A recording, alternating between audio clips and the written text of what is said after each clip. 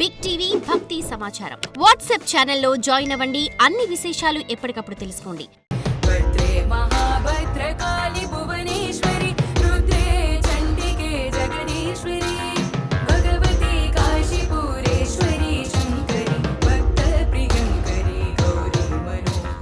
నమస్కారం గురుగారు.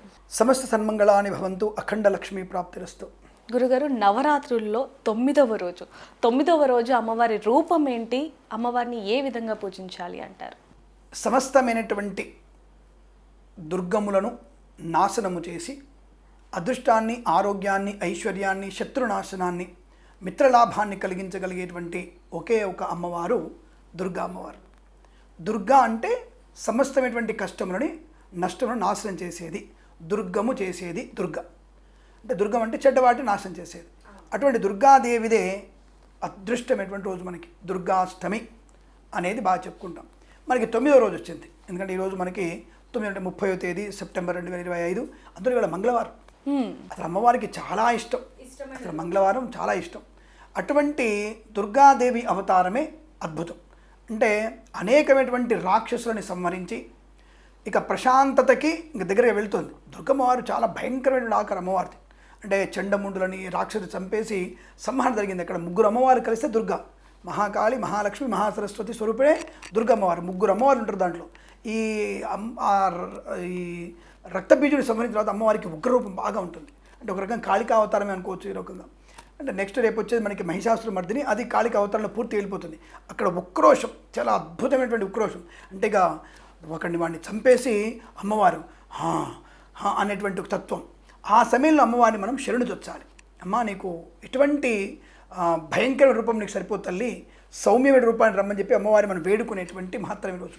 కానీ ఇక్కడ అమ్మవారు భక్తుడిని మాత్రం తప్పకుండా ప్రసన్నంగా చూడగలిగే అవకాశం. రాక్షస సంహారంలో ఆ యొక్క చండముండ, శుంభ, నిశుంభ రక్తబింద సంహరించినప్పటికీ కూడా భక్తుల్ని ప్రసన్నంగా చూస్తుంది. అందుకే దుర్గాపత్తహారిణి అంటే దుర్గాదేవిని దుర్గాపత్తహారిణి అంటారు. అంటే అటువంటి ఆపదల నుంచి కూడా బయటపడేసి మనల్ని కాపాడగలిగేటువంటి ఏకైక శక్తి దుర్గాదేవి. అటువంటి దుర్గాదేవిని మనం పూజించేటువంటి మహద్భాగ్యం. ఈరోజు తప్పకుండా మీరు ఎన్ని ఇబ్బందులున్నా సరే, ఎన్ని ఆటంకాలున్నా సరే దుర్గమ్మ వారిని పూజించండి. ఆఫీసులలో, ఉద్యోగ స్థానంలో, అలాగే ఇంటిలో, అలాగే మనం పనిచేసే స్థలంలో, ఎక్కడైనా సరే దుర్గాష్టమి రోజున తప్పకుండా మనకి ఆయుధాలని కూడా పూజ చేయగలిగేటువంటి అవకాశం దుర్గాష్టమి రోజున ఉంటుంది.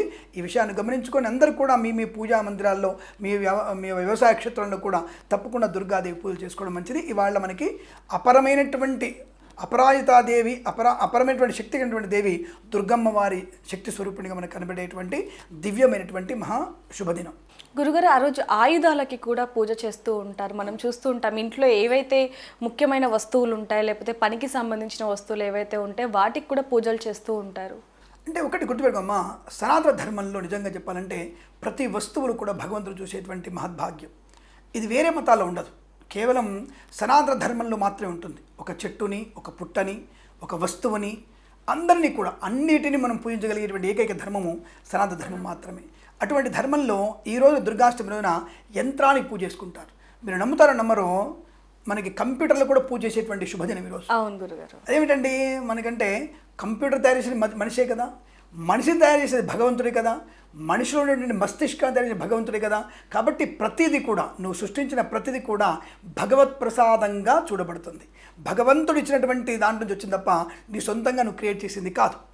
కాబట్టి అటువంటి భగవత్ ప్రసాదమైనటువంటిది ఏదైనా సరే పూజార్హమైనది కనుక నువ్వు చెట్టుకి, పుట్టకి, యంత్రానికి, మనిషిని, బాలని, వృద్ధుల్ని, సువాసులని, మగవాళ్ళని, ఆడవాళ్ళని పూజించగలిగేటువంటి స్థాయి. కాబట్టి నువ్వు కంప్యూటర్ కానీ, కెమెరా కానీ, నువ్వు ఏదైనా సరే, అంటే మనం ఏ చేసినా సరే, ఏ వస్తువు, సుత్తి, శాణము, బంగారం పనిచేసే వాళ్ళ వస్తువుల్ని, అలాగే మాంసం కొట్టులో జంతువులు సంహరిస్తాడు, కానీ వాడు కత్తికి పూజ చేస్తాడు. ఎందుకు కత్తి పూజ చేస్తాడు? నా వల్ల ఎవరికి నష్టం కలగకూడదు, నేను ఇతరుల కడుపు నింపడానికి ఒక వస్తువుని, ఒక జీవిని సంహరిస్తానని చెప్పేసి దండం పెట్టుకొని పూజ చేసుకుంటాడు.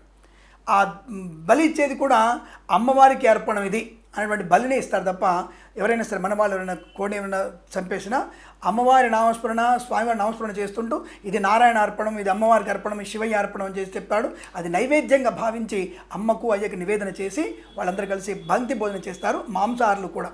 కాబట్టి వాడు కత్తికి కూడా పూజ చేస్తాడు. అలాగే ఏదైతే నీకు ప్రయోజనాన్ని కలిగిస్తుందో, ఏదైతే నీకు ఆర్థిక లాభాన్ని కలిగిస్తుందో, ఏదైతే నీకు ఆరోగ్యాన్ని కలిగిస్తుందో, ఈవెన్ దో డాక్టర్లు కూడా, ఈ వైద్యులు కూడా వారి వారి ఆపరేషన్ థియేటర్లో ఆ వస్తువులకి కూడా పూజ చేసుకుంటారు.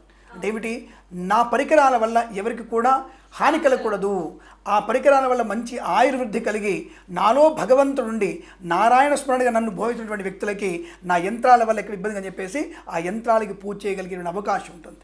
అటువంటి యంత్రాలు పూజ చేయగల శక్తి దుర్గాష్టమి ఉంటుంది. అటువంటి యంత్రాలకు పూజ చేసి మనం గుమ్మడికాయ కొట్టడమో బలి ఇవ్వడమో చేసి ఆ యంత్రాలు పూజ చేసుకొని అమ్మవారి అనుగ్రహాన్ని, శక్తిని పొందుకోవడానికి, ఆ ప్రతి యంత్రంలో మంచి శక్తిని కలిగించడానికి, ఆ శక్తి లోక కళ్యాణంగా పనికొచ్చే విధంగా దుర్గాదేవిని పూజించే ఆయుధానికి పూజ చేసుకోవడమే విశేషం. అంటే శత్రునాశనాన్ని కలిగించేది, అంటే చెడు పైన మంచి యుద్ధం చేయగలిగేది అని అర్థం.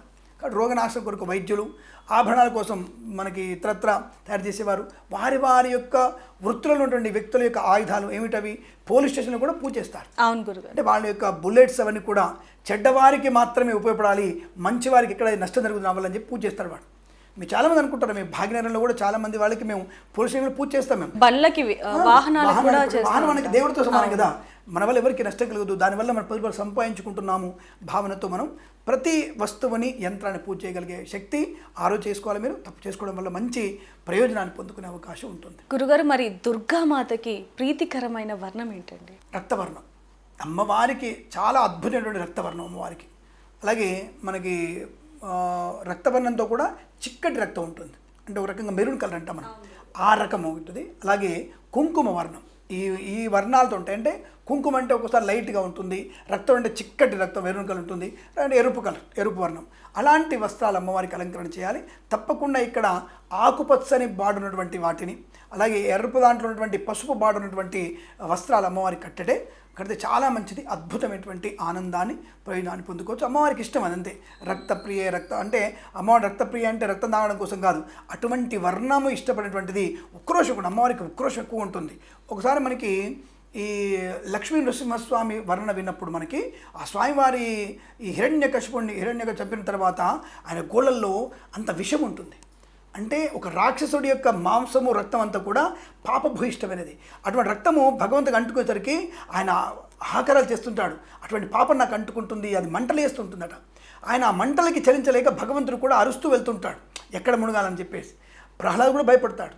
అప్పుడు అమ్మవారు తన ఉక్రోషాన్ని ఆపుతూ లక్ష్మీ స్తోత్రం చదివిన తర్వాత అక్కడ ఆయన ప్రసన్నుడై ఆయన కోపాన్ని తగ్గిస్తాడు. అలాగే దుర్గమ్మ వారు కూడా ఉక్రోషాన్ని పొందుకుంటూ ఇటువంటి వర్ణం వల్ల మనకి అమ్మవారిని శాంతపరిచేటువంటి వస్త్రాన్ని ధరింపజేస్తే ప్రసన్నురాలవుతుందని చెప్తారు. అందుకే రక్తవర్ణ అలంకరణ అమ్మవారికి బలంగా ఉంటుంది. మరి గురుగారు, అమ్మవారికి ఎటువంటి ప్రసాదాలను నైవేద్యంగా పెట్టాలి అంటారు? చాలా మంచి విశేషం. ఇక్కడ ఒకటి, అమ్మవారికి సాక్షాత్తుగా చింతపండుతో చేసిన పులిహోర చాలా ఇష్టం అమ్మవారికి. అంటే అమ్మవారు తింటారా అని కాదు, అమ్మవారికి శ్వాసతోనే తీసుకుంటాం, గ్రాణము అంతే. అలా అమ్మవారి మొత్తం తినేస్తే మనకి ఎక్కడ మిగులుతుంది, ప్రపంచం మిగలదు మనకి. కాబట్టి ఆ యొక్క అమ్మవారు స్వీకరించే పదార్థము చింతపండు పులిహోర ఒకటి, తర్వాత ఎర్ర కందిపప్పు దొరుకుతుంది మనకి, ఎర్ర కందిపప్పు అయినటువంటి పదార్థము నివేదన చేయడం.